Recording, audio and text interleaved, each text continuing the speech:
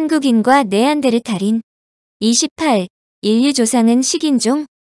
현생 인류의 조상이 육식동물이 된 것은 매우 중요하다. 학자들은 인류의 조상이 처음에는 초식성이었으나 어찌어찌하다 육식을 하게 되었다고 생각한다. 그것은 인간에게 치아 사이에 틈 즉 디아스테마타가 없다는 것으로도 알 수 있다. 디아스테마타는 치아의 틈새인데 인간은 치아가 위아래 수직으로 내려온다.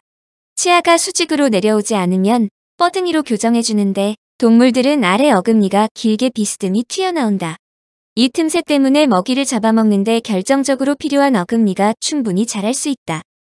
문제는 인류 조상이 디아스테마타가 없는데도 불구하고 육식을 하게 되자 초식과는 달리 치아에 고기가 낄 수 있다는 점이다.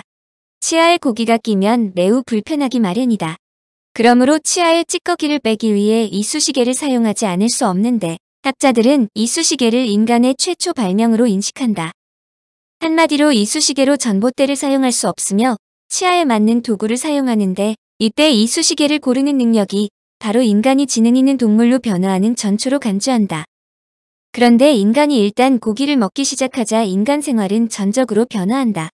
학자들은 인류의 조상이 어쩌다 조금씩 고기를 먹은 것이 아니라 규칙적으로 고기를 먹었고 그 결과 큰 뇌를 갖도록 진화했다고 추정한다.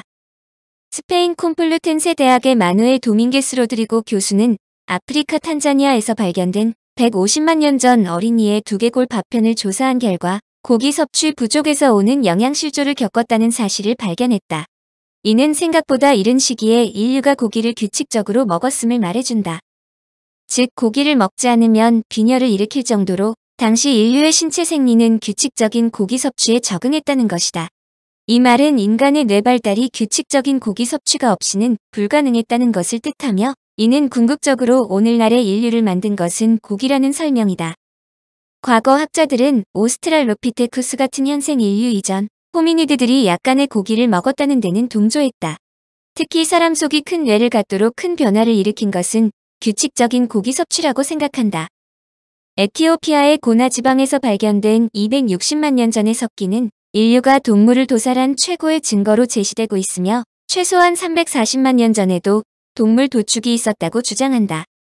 연구진이 이 뼈에서 발견한 병변은 일종의 고령성 과다증으로 비타민 B9과 B12 섭취량이 부족할 때 생기는 것이다. 이런 종류의 영양 부족은 주로 젖을 먹던 아기가 단단한 음식으로 전환하는 이유기에 가장 흔하게 나타나는데 연구진은 아기의 사인이 비타민 B의 공급원인 고기를 못 먹어서 또는 젖을 떼야 하는데도 고기를 못 먹은 어머니의 모유만 먹었기 때문인 것으로 추정했다. 그러나 이런 병변은 영양실조 외에 말라리아나 기생충 감염으로 생길 수도 있으며 어느 쪽이든 고령성 과다증을 일으킬 수 있다는 학계의 지적도 있지만 여하튼 인류의 문명 발달의 시작 단계로 고기를 먹었다는 데는 이의를 제기하지 않는다. 또한 그동안 학자들 간에 이들 인간류가 동료 인간을 먹었느냐 아니냐로 설전을 벌였다.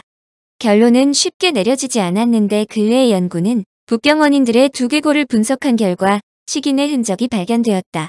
일부 두개골 중 몇 개의 바닥 구멍을 기계가 뚫어놓은 것처럼 넓었다.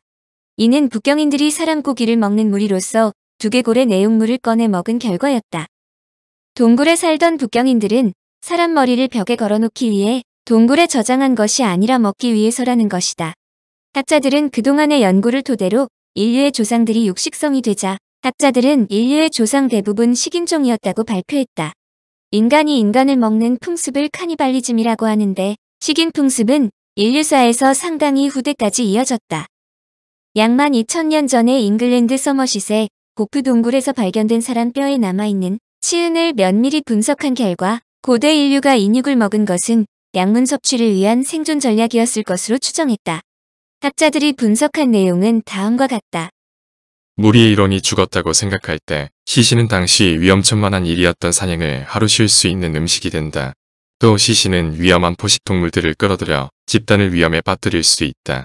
당시 인류에게 인육을 먹는 행위는 시신을 적절히 처리하는 방식이었다. 근대에 이어지는 카니발리즘. 구석기 신석기에 이어 인간이 인간을 먹는 식인 풍습은 근대에까지 이어진다. 뉴기니 내륙 일부 지방, 중앙아프리카, 멜라네시아, 호주 각 지방, 뉴질랜드, 폴리네시아, 수마트라, 남북아메리카 등지에서 이 관습이 행해졌음은 잘 알려진 사실이다. 마오리족은 전쟁에서 이길 경우 죽인 자의 살을 베어 축하잔치에 사용했다. 또 바타쿠족은 인육을 거래했다. 대부분은 의례적으로 내장 등 인체의 특정 부분을 먹었다.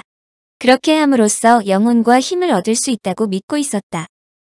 이런 식인 풍습을 일부 원시 부족의 일로 생각하기 쉽다. 그러나 동물학자 롱아일랜드 대 빌 슈트 교수는 인간이 본능적으로 식인 풍습을 지니고 있다고 주장한다. 단지 이 잔인한 습성을 억제하고 있을 따름이라는 설명이다. 사실 언어 풍습이 다른 이민족 중에서 식인자의 오명을 쓰지 않은 민족이 없을 정도로 식인 풍속에 대한 소문이나 보고가 세계 곳곳에서 나타나고 있다. 인육을 먹는 식인 행위가 정상적인 행위로 간주되어 왔다는 의미다. 식인 습성을 연구해온 과학자들은 연체동물 곤충과 같은 무척추 동물뿐만 아니라 포유류인 척추 동물들까지 자연스럽게 동족을 먹고 있다는 사실에 주목했다. 일부 무척추 동물의 경우 엄청난 수의 알과 애벌레 등을 생산해 영양 보충은 말할 것도 없고 또 다른 용도로 사용하고 있었다. 일부 척추 동물 역시 영양 공급이 제대로 이루어지지 않거나 동족 수가 너무 많을 때 새끼를 식량 대용으로 사용하고 있었다. 새들 역시 죽은 새의 시체를 먹는다. 시체가 썩어 전염병을 유발하거나 시체 냄새가 퍼져나가 또 다른 포식자를 새 둥지로 오게 하는 일을 방지하는 것이다. 슈트 교수는 이런 관점에서 인간의 식인 풍습이 발생했을 가능성이 높다고 보고 있다. 기근이 심했던 17, 18세기 유럽인이 가루로 만든 미라를 먹었다든지 지금도 많은 엄마들이 임신을 전후해 신생아의 태반을 먹고 있는 사실에 비추어 사람 역시 식량 대용으로 혹은 의학적인 식인 풍습을 지속해오고 있는 것으로 분석하고 있다. 슈트 박사는 적이나 사랑하는 사람의 시체를 먹은 것은 후손들에게 힘, 그리고 지혜와 용기 등을 부여하기 위한 의례적인 관습이었다고 설명하고 있다. 이런 관습이 세계 곳곳에서 진행되어 왔으며 지금은 변칙적으로 발생하고 있다는 것이다. 기원전 7에서 5세기 멕시코, 온두라스, 엘살바도르 등 중앙아메리카에 있었던 메소아메라칸 문명이 대표적인 경우다. 이 지역 사람들은 공식적으로 식인 조리법을 알고 있었다. 고고학자들은 지난 2015년 이 식인 레시피를 복원했다. 이 조리법에 따르면 사람의 덩어리 고기를 끓여 먹거나 그릴 혹은 석쇠를 사용해 구워 먹도록 하고 있다. 지금까지 남아있는 흔적들을 보면 끓여 먹었던 인육이 노란색을 띠고 있었는데 분석 결과 아나토, 삐삐안, 칠리 등 특수 식물에게서 채취한 향신료를 다량 첨가한 것으로 확인되고 있다. 2013년 미국 버지니아주의 동쪽에 있는 사적지 제임스타운에서도 식인 풍습을 연상케 하는 흔적이 발견됐다. 20대 소녀의 유골이 발견됐는데 머리 부분이 매우 작게 조각조각 잘려 있었다. 다른 뼈들은 말과 개고기 흔적들과 함께 발견됐다. 고고학자들은 1609에서 1610년 이 지역에 살고 있던 주민들이 극심한 식량난에 허덕이다 인육을 먹었을 것이라고 보고 있다. 당시 식량이 부족했던 제임스타운 거주자들이 무덤을 파헤쳐 훼손이 덜 된 시체를 먹었다는 것이다. 19세기 식인 풍습의 흔적도 발견되었다. 2015년 고고학자들은 지난 1845년 미 북서부를 탐험한 프랭클린 탐험대가 유적을 발견했는데 시체에 칼질한 흔적이 남아있었다. 식량이 없어 죽은 동료의 인육을 먹은 것으로 뼈 흔적에서는 물속에서 끓인 흔적이 발견됐는데 스프를 만들어 먹은 것으로 추정하고 있다.